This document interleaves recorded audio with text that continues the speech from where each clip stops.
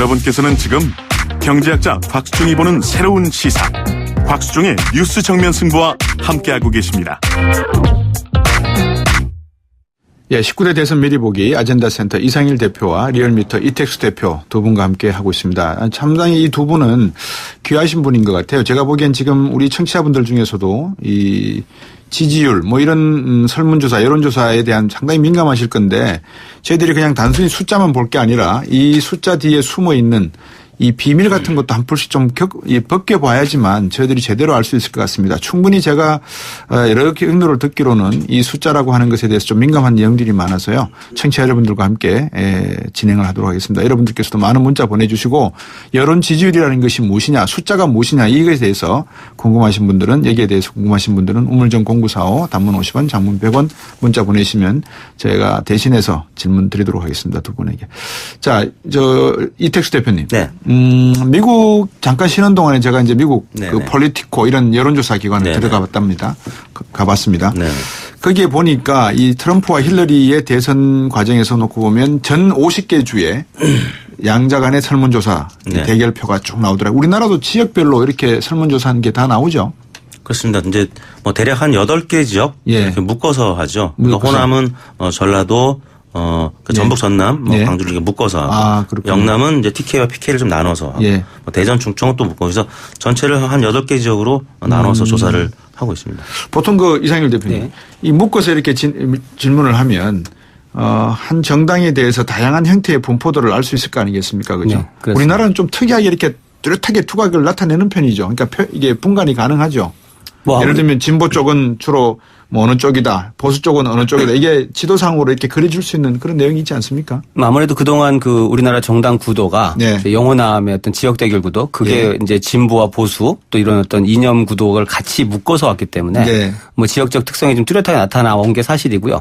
그리고 이제 전체적인 기류가 충청 혹은 이제 수도권에서 어떤 쪽이 우세하냐에 따라서 선거가 좀 전적 판세가 달라졌는데 최근에 와서는 이제 이 작년 총선부터죠. 이 국민의당이 출연을 하고 이 호남에서 이 분당이 되면서 야권이 이제 2개의 정당이 나오고 또 최근 이제 그 이후에는 그 과거에 새누리당이 서로 갈라지면서 자유한국당과 바른정당 이렇게 좀 다당 구도가 되면서 또 여러 가지 이슈들로 인해서 이제 지역 텃밭이라는 개념이 많이 좀 희석된 부분이 있습니다. 그래서 최근에는 그렇게 과거처럼 뚜렷하게 한 지역에서 완전히 다 동일한 색깔만 이렇게 딱 그려지는 그런 흐름은 좀 아닌 것 같습니다. 예. 자, 이택수 대표님. 청취자 한 분이 이런 질문을 보내주셨어요. 2010번님인데요. 오차 범위 내의 접전. 오차 범위 내의 접전이라는 의미에 대해서 좀 설명을 해 주시죠. 이게 무슨 의미입니까? 저희가 이제 아까 기사 말미에 95% 신뢰 수준에서 플러스 마이너스 3.1%포인트. 보통 1000명 기준하면 플러스 마이너스 3.1%포인트인데 플러스 마이너스니까 오른쪽으로 플러스에서 3.1 왼쪽으로 빼서 3.1 합해서 6.2에 폭이 생기겠죠. 그래서 6.2%포인트를 벗어나야 오차 범위를 넘어선다고 얘기를 하고 있습니다. 그래서 오늘 이 YTN 조사를 보면 문재인 안철수 양자구도가 40.8대 47.0 6.2%포인트 차이 나지 않습니까? 그러니까 오차 범위 내에 딱 걸린 겁니다. 이거는. 그래서 이 경우는 이제 오차 범위 밖이라고 말하기도 어렵고 오차 범위 내라고 해야 될 것 같은데 문제는 이 표지보차 외에 비표지보차가 또 있습니다. 문항 설계에 따라서 달라질 수 있고 면접원 표지보차와 비표지보차. 이건 표지보차는 이 샘플 사이즈 몇 명을 했느냐에 따라서 이제 좌우가 되는 것이고 뭐 면접원이 실수를 해서 오차가 생길 수도 있는 거고 문항이 이 순서가 또 잘못 배치가 돼서 가령 이제 디오피니언 조사에서 문항 순서에 대해서 또 문제 제기를 했던 분들이 계셨던 것 같아요. 뭐냐면 호감도를 물어보고 그 다음에 동아일보 조사였네요.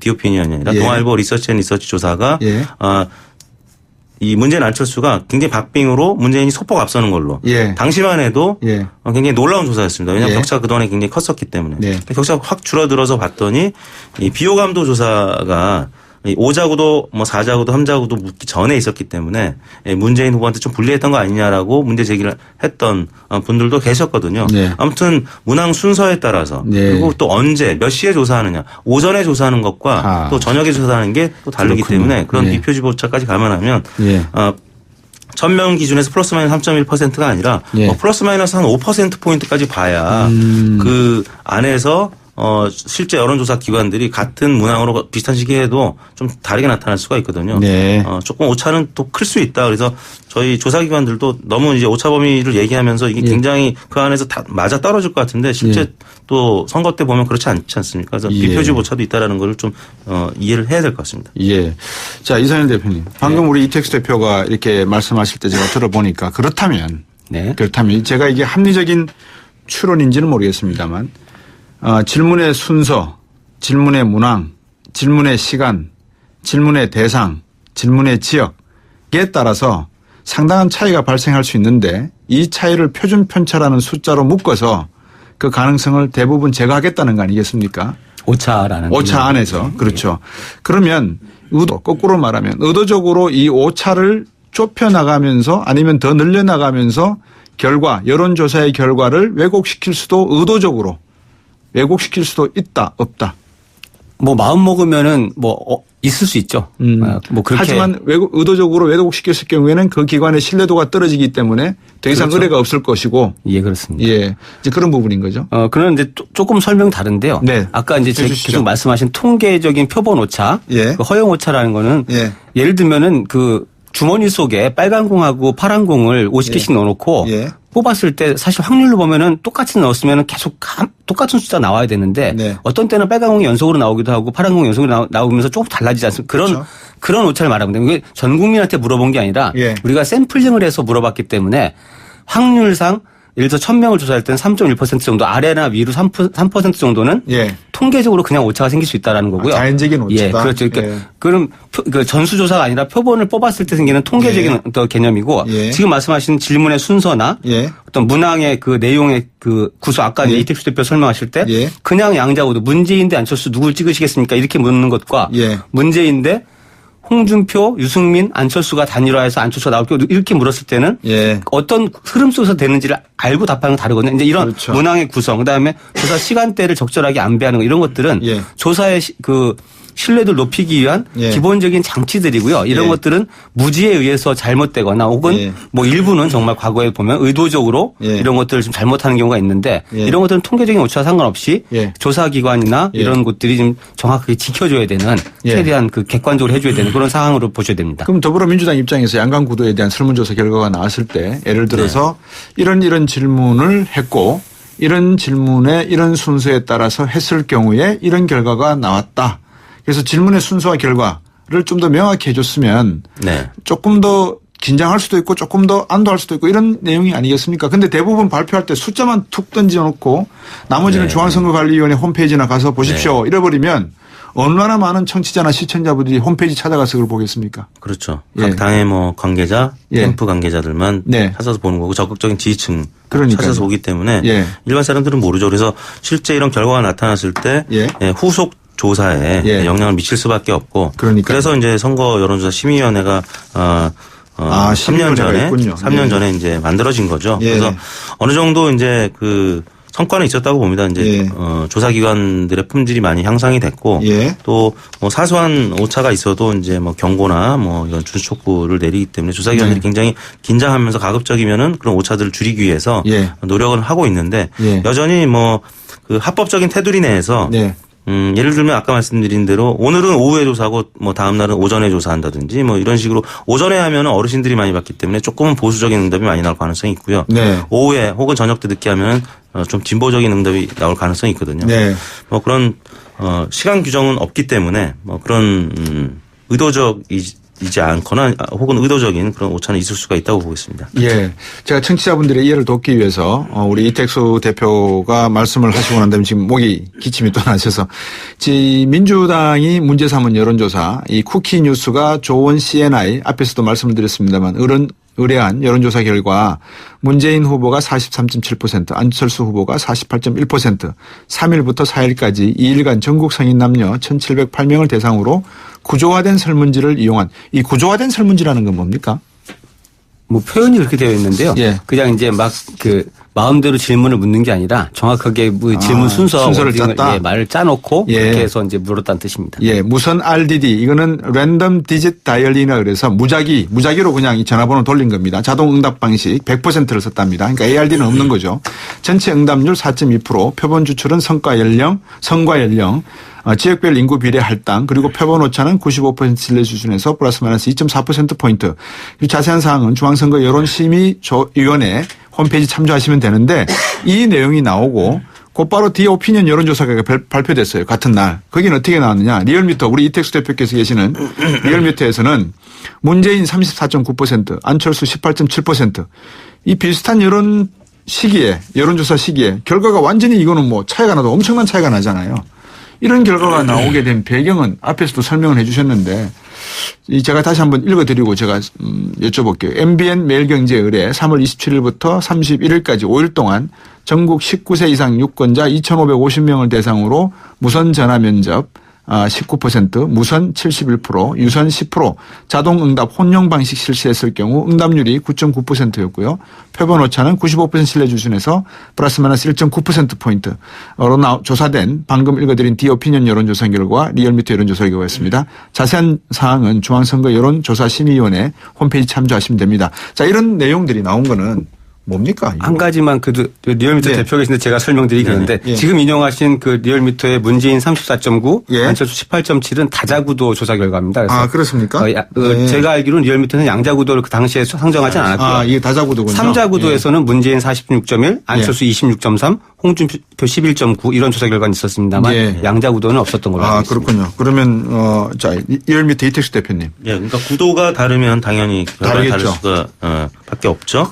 그리고 아까 말씀드린 이 조언 CNI와 디오피니언은 이름만 불러준 방식이었고 오늘 YTN도 역시 이름만 불러준 리얼미터는 안철수, 홍준표, 유승민이 단일화하는 걸 설명해 준. 그렇기 때문에 지금 조사 결과가 좀 달라질 수 있다라는 거죠. 자, 이건 방금 청취자분이 또 이 질문을 또 보내주셨는데 이 지적에 대해서 우리 이택수 대표께서 조금 답을 좀 해 주셨으면 하는 생각이 듭니다. 이상일 대표가 해 주셔도 좋고요. 80대 20% 격차도 마음만 먹으면 오차 범위로 끌고 가서 발표할 수 있는 여론의 조작 기관은 어떨까요? 라는 말씀을 하셨어요. 이게 가능합니까? 이상일 대표님. 80대 20이요?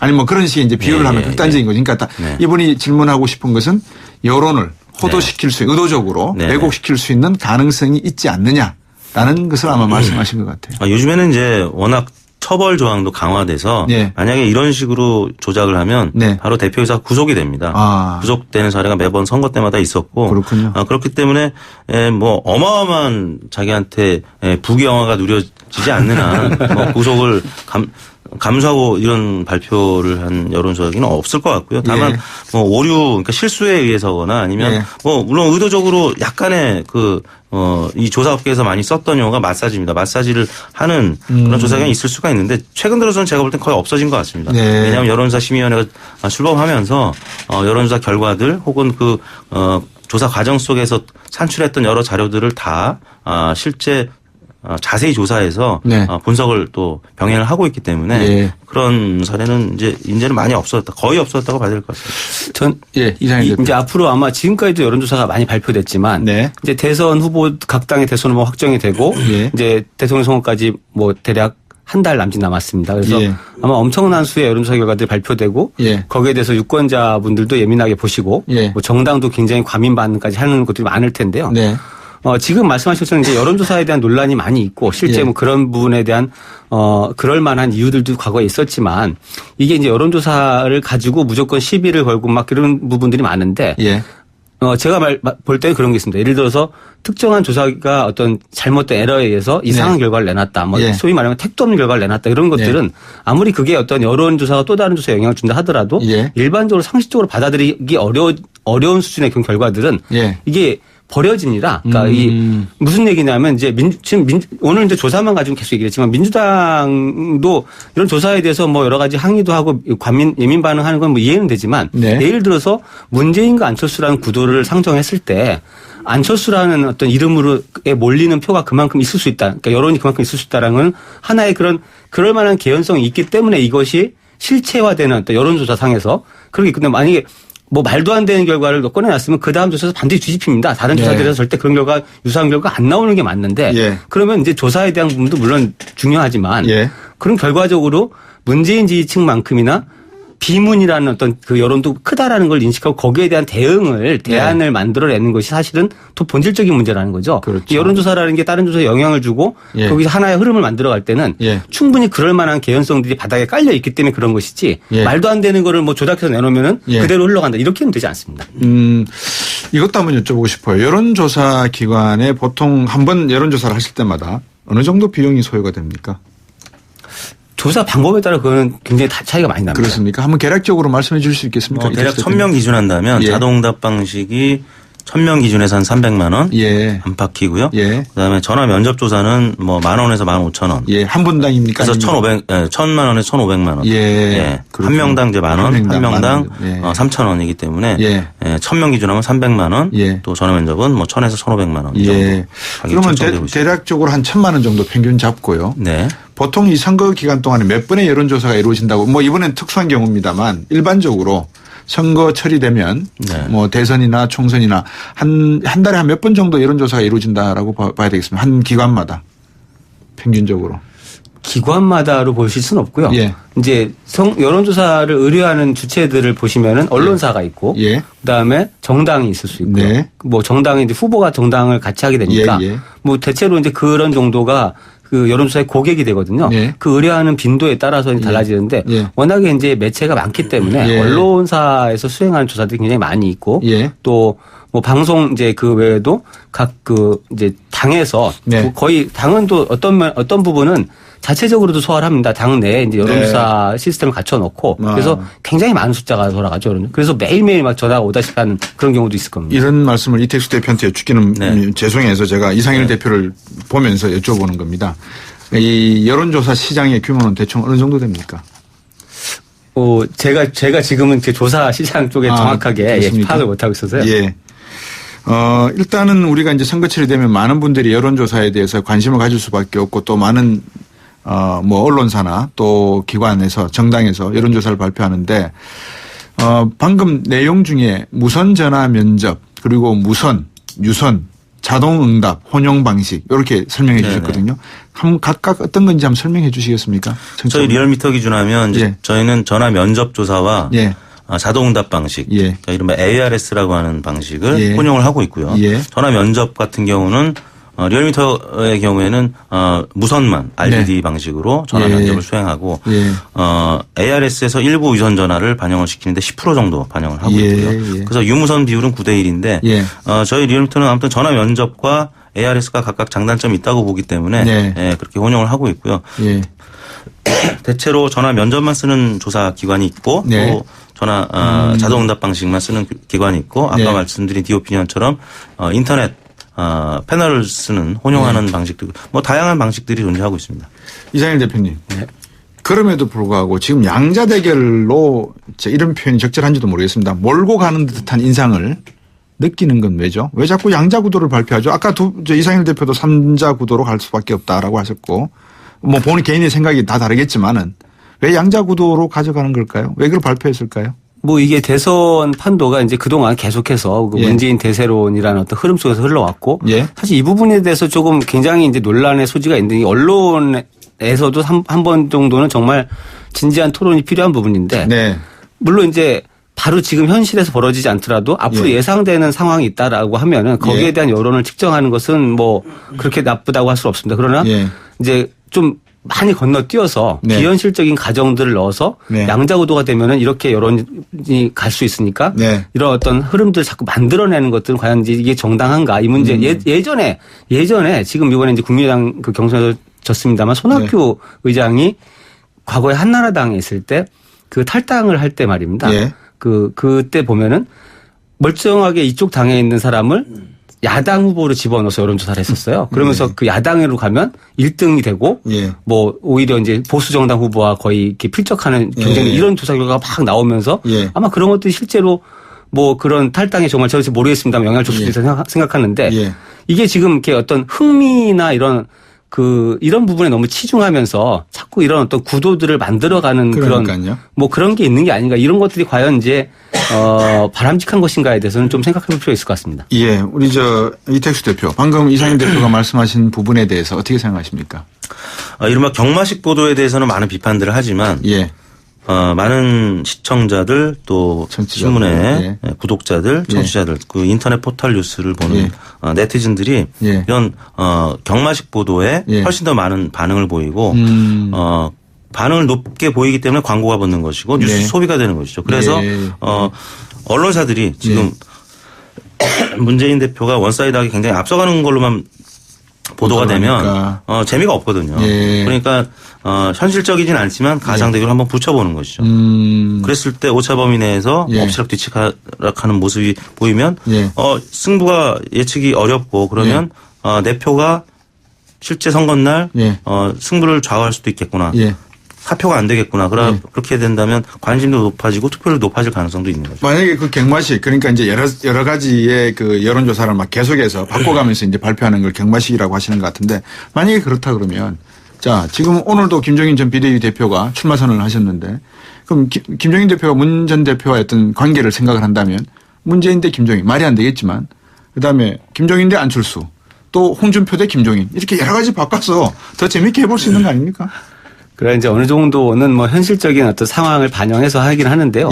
뭐 정당 내부나 각 후보 캠프에서는 뭐 다양한 시나리오를 점검해 볼 수 있겠지만 적어도 언론을 통해서 공표되는 조사에서는 그래도 어느 정도 객관적인 현실적 상황들 반영한 조사가 이루어지는 게 맞지 않겠나 싶습니다. 자, 끝으로 우리 이택수 대표께서 청취자분들에게 여론조사를 들으실 때 이것만큼은 유의해서 들으시면 좋겠다는 게 있습니까? 간단하게 지적해 주시죠. 조사 기관 그리고 언론사, 그러니까 의뢰 언론사. 이 부분이 일단 첫 번째로 매우 중요합니다. 그리고 예를 들면 리얼미터 조사 결과라고 하면 그 전주의 리얼미터 조사 결과가 어땠는지. 그러니까 같은 조사 기관의 결과를 비교하는 게 중요할 것 같아요. 다른 조사 기관 결과들을 비교한다는 것은 사실 좀 비합리적이기 때문에 일관되게 여론조사 기관의 여론조사 결과를 계속 추적해 보시는 게 좋다 이 말씀인 것 같습니다. 19대 대선 미리 보기 아젠다 센터 이상일 대표, 리얼미터 이택수 대표 두 분과 함께했습니다. 고맙습니다. 네, 감사합니다. 네, 오늘 방송은 YTN 라디오 곽충의 뉴스 정면 승부 홈페이지나 예스 애플리케이션 통해 다시 듣기 가능합니다. 인터뷰 내용은 홈페이지와 인터넷 포털 사이트 검색을 통해 확인하실 수도 있습니다. 지금까지 프로듀서 이은지, 작가 홍기, 김은진, 기술감독 안홍진, 김승희, 진행의 곽충이었습니다. 내일 뵙겠습니다.